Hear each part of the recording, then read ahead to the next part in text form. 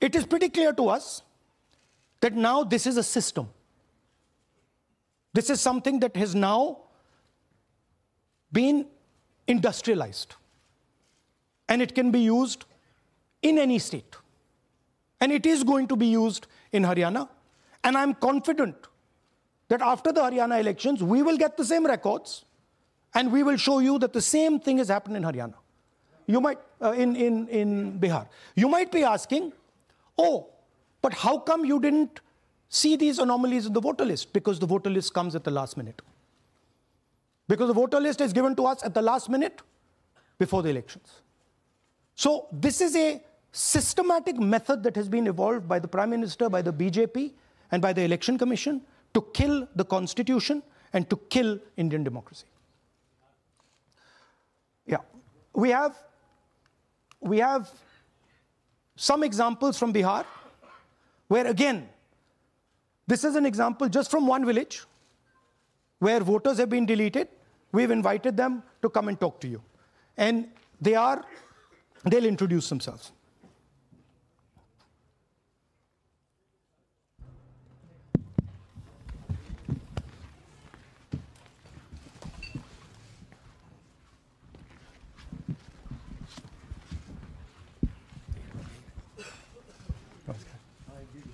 बताइए जी, हम जमुई डिस्ट्रिक्ट से बिलोंग करते हैं। मेरा गांव धर्मपुर है सर, इस्लाम नगर ब्लॉक से।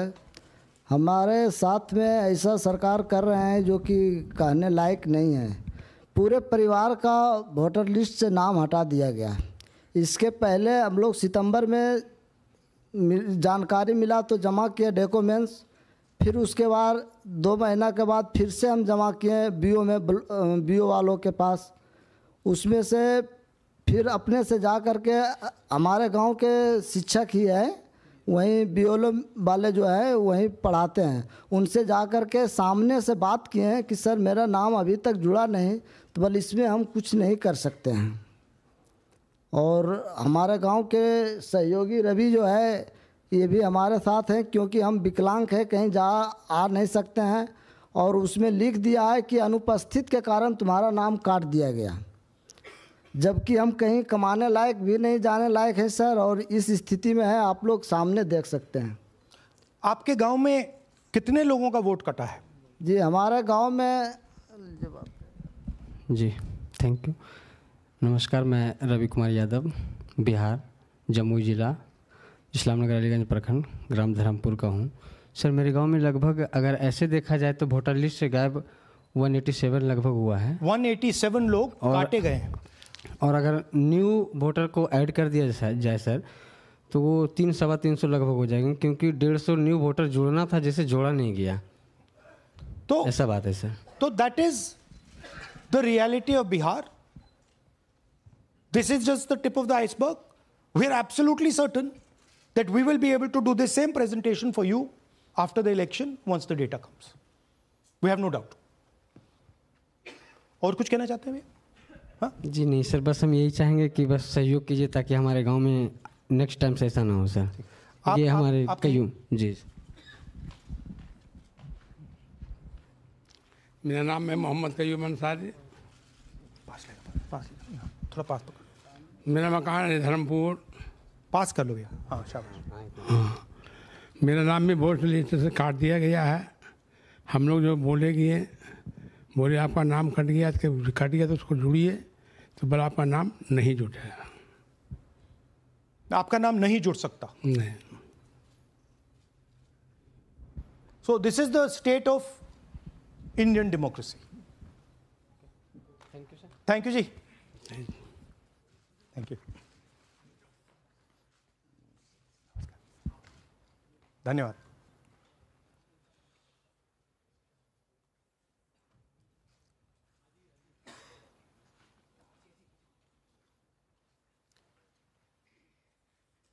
You're looking shocked. Shocked, huh? This is the truth. Right? Brazilian model is on the voter list of Bihar. Sorry, Haryana. Right? हमने ट्राई किया, शायद वो बेचारी उसकी अब बड़ी ट्रोलिंग होगी बेचारी की. सो this is the truth. Do you have any questions? Hindi. So, in the last press conference, you said, okay, so what do you do if the democratic structure is not working? What do you do? And what we are doing is making it absolutely crystal clear to the people of India what has happened. We are informing the people of India that the Prime Minister, that the Home Minister are not legitimately in government, that the Chief Minister of Haryana is not legitimately in government. That government has been stolen. It is the same with the government of Maharashtra. Right? So, what is the message? The message is that India's Gen Z and youth have the power to restore our democracy with Satya and Ahimsa. Peacefully, but by expressing their desire for a democratic India, by fighting for a democratic India, and by resisting this wholesale theft and murder of the Constitution and democracy. Hindi?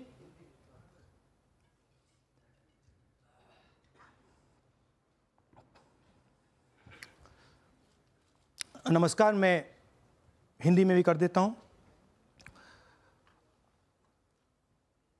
महादेपुरा के बाद, अलंध के बाद हमें लगा कि ये जो vote चोरी का मामला है ये सेंट्रलाइज्ड मामला है और ये सिर्फ एक कंस्टिट्यूंसी में नहीं हो रहा है, एक डिस्ट्रिक्ट में नहीं हो रहा है, मगर ये नेशनल लेवल और स्टेट लेवल पे हो रहा है.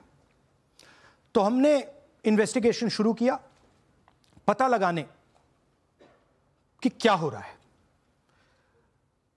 हरियाणा पे हमने फोकस किया क्योंकि एग्जिट पोल्स दिखा रहे थे कि कांग्रेस पार्टी हरियाणा को स्वीप कर रही है. ये देखिए 5 एग्जिट पोल्स हैं. एग्जिट पोल सबसे एक्यूरेट होता है, ओपिनियन पोल से एक्यूरेट एग्जिट पोल होता है. ओपिनियन पोल्स भी कह रहे थे कांग्रेस स्वीप करेगी, एग्जिट पोल्स भी कह रहे थे, हमारा डेटा कह रहा था, हमारी पार्टी कह रही थी, बीजेपी के लोग भी हमें बता रहे थे कि देखिए आप इस बार हरियाणा में सरकार बना रहे हो.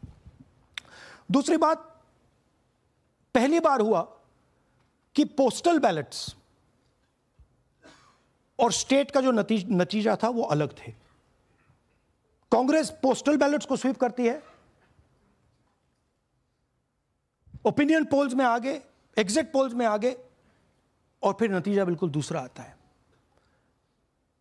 हम गहराई में गए और मैं आपको बताना चाहता हूं कि हमें सवाल का यह जवाब मिला कि एक ऑपरेशन सरकार चोरी लागू किया गया, एक प्लान जिससे कांग्रेस की जो विक्ट्री थी, लैंडस्लाइड जो विक्ट्री होनी थी, वो लॉस में, हार में बदली जाए. थोड़ा सा मैं आपको डिटेल्स देना चाहता हूं. इनकी आवाज सुनिए. ये हरियाणा के चीफ मिनिस्टर है. मैंने शुरू से ये कहा है कि भारतीय जनता पार्टी एक तरफा सरकार बना रही है. हमारे पास सारी व्यवस्थाएं हैं, आप चिंता मत करिए. अब ये देखिए मुस्कुरा रहे हैं. सारे एग्जिट पोल्स कह रहे हैं कि भाई आप चुनाव जीत रहे हो, सारे ओपिनियन पोल्स कह रहे हैं कि चुनाव जीत रहे हो. ये मुस्कुरा के कह रहे हैं भैया हमारे पास व्यवस्था है. कौन सी व्यवस्था, क्या व्यवस्था? ये इस प्रेजेंटेशन का लक्ष्य है. आपको यह समझाना कि इनके चेहरे पे जो मुस्कान है ये क्यों है. मैंने शुरू से ये हरियाणा का फाइनल इलेक्टोरल मैप है.